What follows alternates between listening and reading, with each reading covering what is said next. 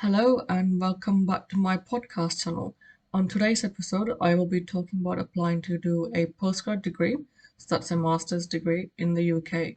I am a current medical student studying in Poland. My first episode was on applying for university in the UK, so that's an overview of the UCAS system that you use to apply for undergrad degrees in the UK. My second episode was on applying for medical school in the UK. My third was applying for medical school in Poland. And this is my fourth episode. So these four episodes so far form part of my applying to university series that I thought I'd create to help students all over the world who are interested in applying for university in the UK or medical school in Poland.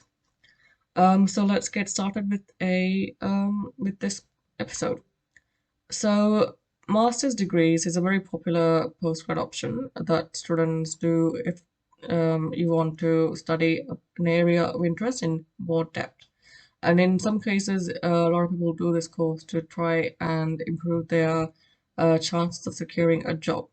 So for me, I did my master's course in the hope of improving my application to get into medical school.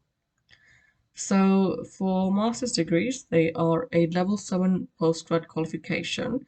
It can take 1 to 2 years of full-time study or 2 to 4 years of part-time study. And masters can be taught or research, and they require more advanced independent study than an undergrad degree. And the cost associated with master's course can vary depending on the university that you're looking at.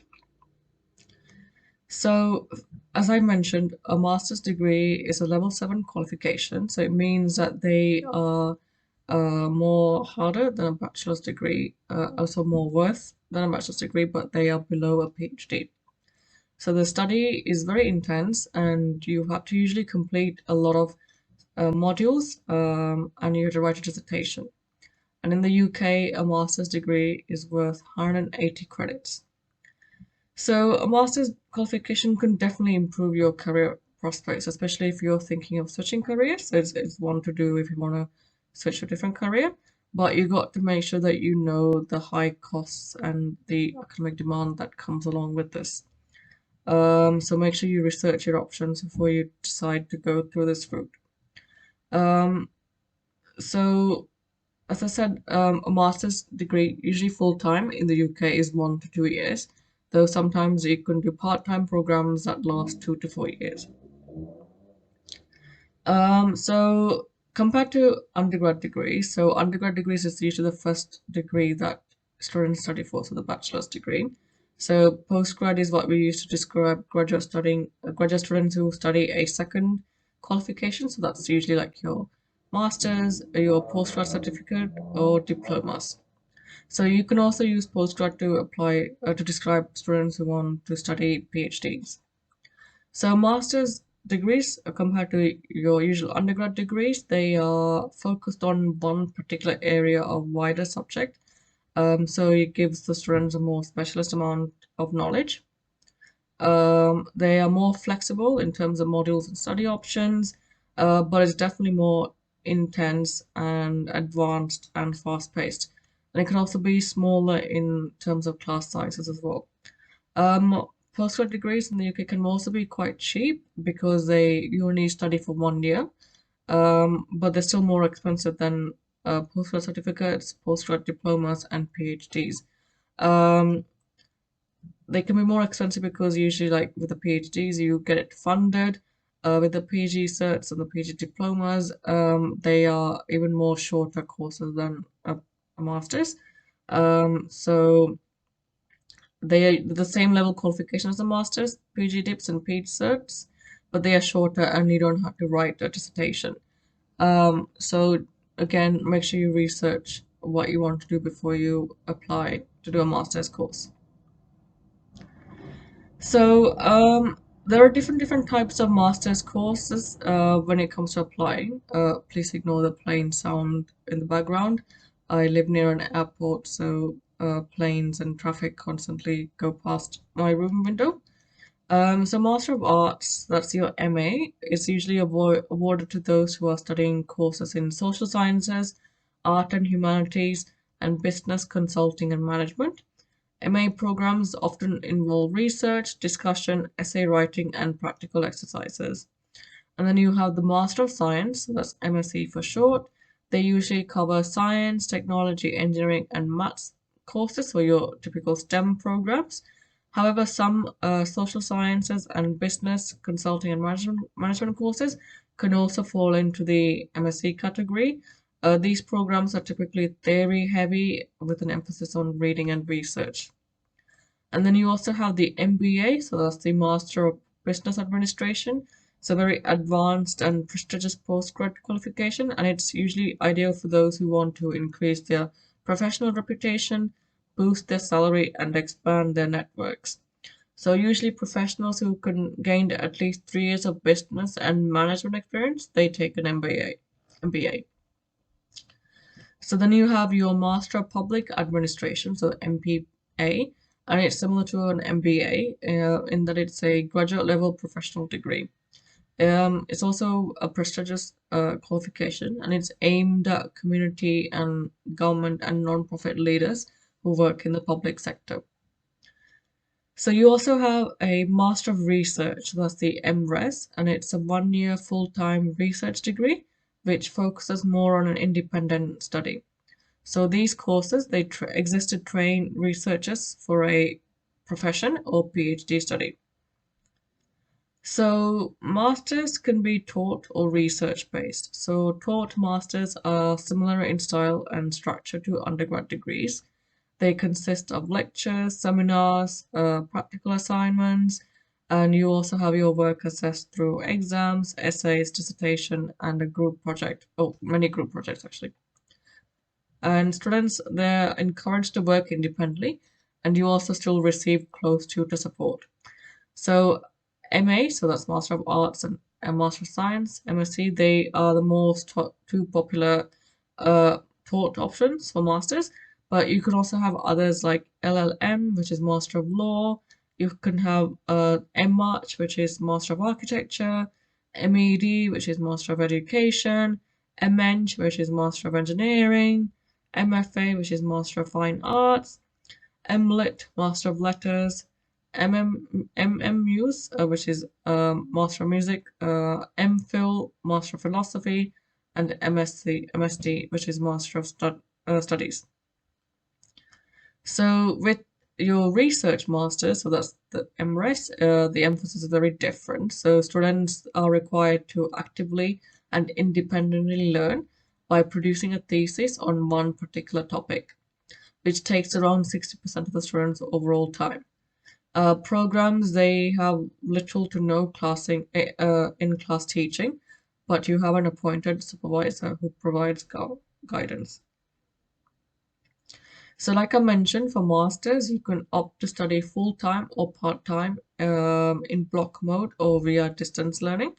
So full-time study is the most common one, and usually students go directly from a bachelor's degree. Some people also do a bachelor's degree, take some time out, and then do the full-time study, but usually you go directly from bachelor's. Part-time students, part-time tends to be more suitable for students who want to fit study around an existing career or family commitments. So this means they get to gain some work experience while studying. So this can be seen as very important for employers because you're able to multitask while studying and working simultaneously. So with the master's courses, usually courses, so for the taught masters, courses are typically split into core and optional modules. So these are two separate things. And depending on the subject you studied, you may get the opportunity to complete a work placement or a period studying abroad as part of the program. So it's a very good opportunity to get into. So do make sure you do your research if you're interested. Usually courses begin in September, October, but they can also start in January or February. You would find that when you start your masters, your contact time is a bit less than what you would have had at your undergrad, especially if you're going on to a science degree. So with mine, because my bachelor's of science was very heavily lab based, but my master's didn't have as much labs as I used to have in my bachelor's, so that was a big change for me. But even though I had less lab time, that the rest of the time that I had to make up to do a lot of independent study. So usually, you have a week. Your typical week would include seminars, lectures, workshops, labs. So if you're doing a MSc, and you have assessment methods which include practical assignments, essays, presentations, portfolios, degree shows, and a thesis. So I had to complete a thesis for my master's. So how do you create a master's? So basically, the similar to the third, second, and first class honors awarded for bachelor's courses. For your master's, you'll be given a pass, merit, or distinction mark. So to get a pass, you have to score 50 to 59%. For merit, it's 60% to 69%, and for a distinction, it has to be 70% or above. Variations can occur. Some institutions may grant a pass at 40% or a distinction at 80%. So again, make sure you look into this. So we then come to the costs. So master's fees aren't fixed and they vary across universities. So the cost of depends on two factors usually, and it's the university's reputation and the subject. So for the tuition fees, they can range anything from £4,900 to over £30,000. But usually they are around the average of 11,000 per year. As a guide, if you're doing a master's in arts and humanities courses, they tend to be a bit more cheaper than STEM programs. Well, courses in medicine usually cost more. Uh, so the cost of science degrees tend to be more because for masters, more because you have to do a lot of practical things. So there's the equipment and all the necessary um, like how do you say, like lab equipments rather. So yeah, they cost a lot of money. So you need to pay a bit more tuition fees to cover the cost of equipment and also the staff involved in order to make sure that equipments are running well. Um, so yeah, so the cost can definitely vary, and also if you're an international student studying in the UK, you will notice that the cost to study in the UK for both undergrad and master's course is very, very much more than what the UK students will pay. So make sure you look into that as well, and you can actually um pay your fees upfront. For UK-based students, you can actually get a loan from the government. So look into that as well. I think when I was applying for my master's loan some time ago now, the maximum I could take out was 11,000. I think around £11,300. It might have changed since then, so do look into it. So, just a couple of examples about tuition fees, depending on where you want to go. So, if you want to do an MBA at a London business school, it costs around £97,000, £500. So, an MBA is one of the most expensive qualifications, as stated by the fact that the London Business School charges £97,500. To study MSc Forensic Psychology and Mental Health at Manchester University. This is for the 2022-2023 academic year. Full-time UK students pay £11,000. The same course, so MSc in Forensic Psychology and Mental Health at Manchester University. The same cost for international student is around £23,000, and this was for the 2022-2023 academic year. So if you wanted to study journalism, for example, Master of Arts journalism program at City University London, this cost for UK students was £10,820 at for 2022-2023 academic year. The same cost at the same university for the same academic year For international students are charged at £21,000, £650. So, like I said, it's a lot of money, and you also have to factor in living costs, which vary significantly depending on where you are based in the UK. Usually, the bigger cities, especially London, tend to be more expensive. The more rural areas are more cheaper. So again, make sure you do your research and talk to other students as well who you know who started this course either in your um, or from your country or from like your uh, degree, and they might offer more like ideas about how the masters is going. So you are able to get scholarships and bursaries to fund these studies, as well as the postgrad loans, research council grants, employer sponsorship, and crowdfunding. So do look into all of those options as well if that's something that you might be interested in getting. So a lot of students they try to finance their student fees and living costs through part-time work. Though if you're coming from abroad, so non-UK students, and if you have a visa, it might not be might not be able to work long hours depending on visa restriction. So make sure you look into that as well. If you're really worried about the cost of the course, maybe it might be worth doing it online, distance learning, so you don't have to pay for the accommodation, living costs, or anything like that. Part-time might also be a good option, so you still continue to work in a job whilst funding that. So if you want to know more information about your a master's level, make sure you contact any careers and employability services that you are aware of. Usually, a lot of universities, especially in the UK, have this. So these are advisors that can explore your options with you, and they can help you decide which course is best and assist your application. You can also ask current students as well, and they can tell you how much work is involved, and as well as recommending books and other sources. There are also postgrad study fairs where you can go meet representatives from the universities at the events. You can also reach out to your university tutors, so they're academics from the prospective course, and they can explain the course content. So that will help you make more of a decision.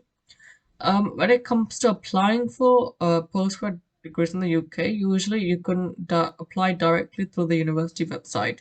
You don't have to go through ucas.com to apply for postgrad degrees.